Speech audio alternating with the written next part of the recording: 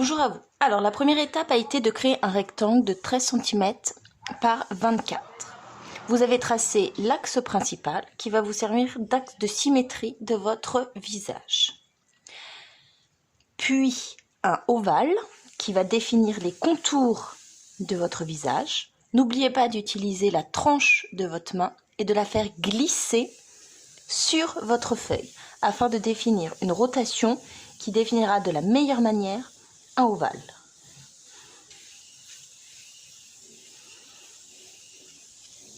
Une fois réalisé, avec de multiples traits, vous pouvez venir avec la gomme affiner votre ovale.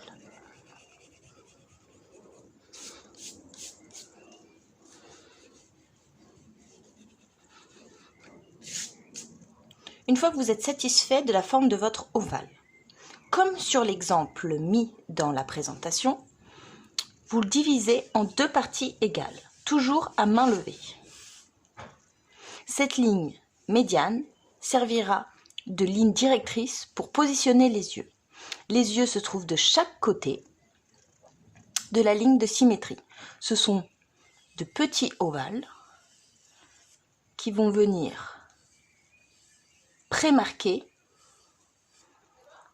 l'espace des yeux. Vous pouvez vous aider en disant que cet espace-là correspond à un espace d'yeux. Vous pouvez mettre potentiellement 3 yeux au milieu. Pour positionner la limite de la racine du nez, vous venez diviser cette partie en deux, comme ceci. Si vous observez bien le schéma dans la présentation, le nez se trouve entre le coin de l'œil, entre les deux coins d'œil. Donc techniquement, si vous tracez une ligne fine verticalement, votre nez qui est composé de 3 formes géométriques, ce sont les bases. Vous avez un premier rond qui va être un peu le symbole du bout du nez et les ailes du nez. 2 petits ronds de chaque côté. La racine des cheveux se trouve, alors suivant le visage, à peu près un peu au-dessus de la moitié de toute la partie supérieure de votre visage ovale. La bouche, elle, se situe au 1/3. La première commissure des lèvres se situe au 1/3. Donc, vous divisez à peu près en 3 parties égales. Et pour dessiner, pour préfaire une bouche, c'est comme un oiseau qui déploierait ses ailes. Donc, un petit pic triangulaire et vous descendez, hop, comme s'il allait s'envoler, comme ceci. La lèvre inférieure se trouve à peu près au-dessus du 3e tiers. Il n'y a juste à faire qu'une petite ombre. La lèvre supérieure se trouve entre la racine du nez et la première plissure de la lèvre. Et vous réalisez une forme similaire par-dessus. Sachez qu'en dessin, la lèvre supérieure est toujours plus sombre que la lèvre inférieure. Vous avez là, ici, mis en place les premiers éléments de votre visage. Maintenant qu'on a placé les différents éléments, les yeux, le nez, la bouche, on va venir travailler le détail des yeux. Alors pour les yeux, dans le cercle que vous avez tracé pour définir la place des yeux, il va falloir, au niveau du coin de l'œil, arrondir le haut de l'œil, comme ceci, et faire une petite forme, alors pas arrondie, pour donner un effet plus naturel. Vous avez le coin de l'œil qui crée un petit arc, et dessous vous arrondissez pour venir créer un œil en forme d'amande. L'œil est constitué d'un globe oculaire rond, d'un iris, d'une pupille et d'un point de lumière. Si on considère que la lumière arrive d'en haut, d'ici, la lumière va venir se refléter sur votre globe oculaire arrondi. Donc vous dessinez pour définir l'iris un cercle à l'intérieur de l'œil. Le cercle ne doit pas être au milieu puisque votre iris est recouverte en bas par le bas de votre œil et en haut par la racine de la paupière. Pour la pupille, donc ce rond noir opaque sur l'œil, vous venez dessiner un rond très léger au-dessus. N'oubliez pas le point de lumière qui va donner plus de réalisme à votre regard. Et donc ce point de lumière va être en haut. Vous avez dessiné 3 ronds, un premier, un deuxième et un troisième. Vous remplissez la pupille de noir puisqu'elle est opaque, elle n'a pas d'effet de dégradé ni de couleur.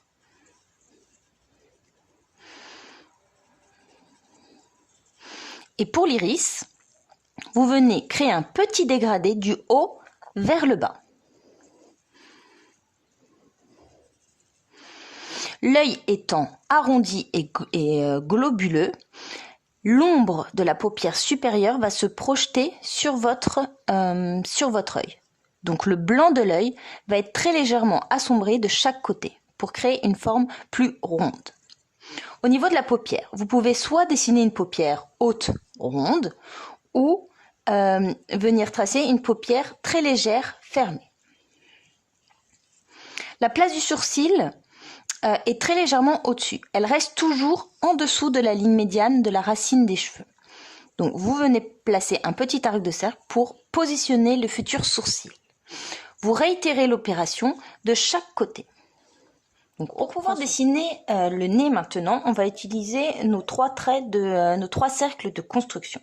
Première étape, créer à la connexion des cercles des petits triangles qui vont symboliser les trous de nez. Vous allez créer l'arrondi sous le nez et venir créer les ailes du nez en repassant uniquement le bas de chaque cercle. Créez une petite ombre au-dessus de chaque aile du nez. Les traits de construction des ronds vont s'effacer par la suite. Le nez, qui est une protubérance du visage, va créer forcément de l'ombre dessous. Donc il faut très légèrement assombrir sous le nez. Sans appuyer sur votre crayon, vous venez faire une petite ombre sous le nez. Le nez, c'est un triangle avec le trou de nez et l'aile du nez. Sous ce nez, une ombre va se dessiner et il va falloir répercuter cette ombre de face.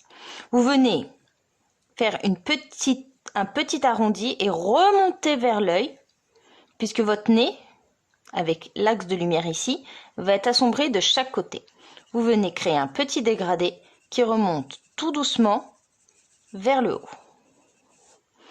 Une fois réalisé, vous n'avez plus qu'à gommer et affiner votre ombrage. Vous gommez les éléments de construction, les petits ronds que vous voyez encore. Une fois réalisé, vous allez avoir l'ombrage du nez qui remonte vers l'œil et avoir un effet réaliste de l'œil. Va leur donner une forme de visage la plus naturelle possible. Donc vous avez en bas de votre cercle, le bas du menton. Le menton va s'arrondir un peu. Vous allez avoir, et ça c'est important de repérer, du coin de la bouche jusqu'à peu près la racine des oreilles, qui se trouve entre la racine du nez et la ligne médiane des yeux. Les oreilles vont se trouver ici. Ce qu'on appelle l'accroche de votre mâchoire inférieure. Elle s'accroche, et vous pouvez le sentir avec vos mains, elle s'accroche sous les oreilles. C'est la partie mobile de votre ossement de visage. Donc, votre mâchoire va se dessiner au niveau de la ligne de la bouche et va créer un petit arrondi et remonter tout droit sur le côté. Et vous allez réaliser la symétrie de l'autre côté. On remonte et on revient droit. On va créer des mâchoires un peu carrées pour que ce soit plus simple. Vous pouvez évidemment l'arrondir comme vous voulez, la rendre beaucoup plus triangulaire et créer des petites ombres au niveau du menton. Une fois que vous avez fait ça, au niveau du placement des oreilles, comme vous avez vu sur le dessin, vous positionnez au niveau de la ligne des yeux et tracez une ligne un peu verticale. Voilà. Qui va être un peu le début du haut de votre visage. Une fois que vous avez créé tous ces petits détails-là, je vous fais confiance, tout ira bien. On va créer les cils. Les cils vont partir de la partie supérieure de l'œil et vont venir, hop, sans appuyer. Vous appuyez au début et vous lâchez votre crayon vers le haut. Vous appuyez du début et vous lâchez votre crayon vers le haut. Début et vous lâchez vers le haut. Et vous allez créer quelques cils en haut, quelques petits cils en bas pour créer plus de réalisme. Et vous réitérez l'opération de chaque côté. On appuie, on relâche, on appuie, on relâche, on appuie, on relâche, on appuie, on relâche. Vous pouvez en faire autant que vous voulez, tant que ça a l'air le plus naturel possible. Voilà, on a créé les premiers éléments de notre visage pour ensuite définir la chevelure. La chevelure, elle va, donc comme on a marqué tout à l'heure, au niveau de notre ovale, la ligne médiane de la partie haute de notre visage. Maintenant, il va falloir définir la racine de nos cheveux. La racine des cheveux va se situer très légèrement vers le haut. Si vous passez vos mains sur le haut de votre crâne, vous pouvez sentir cette forme un peu, pas plate, mais un peu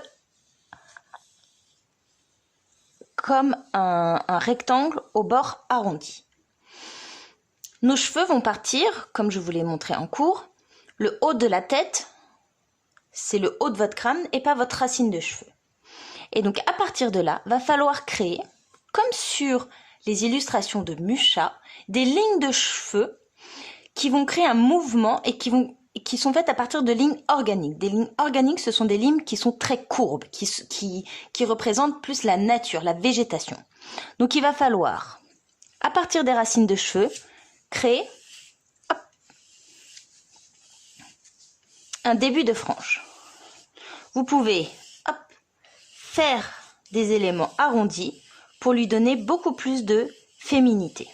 Et vous allez, en proportion, partir du haut et descendre vers le bas. Vous pouvez recouvrir les oreilles, nous ne travaillerons pas les oreilles dans un premier temps. Des petits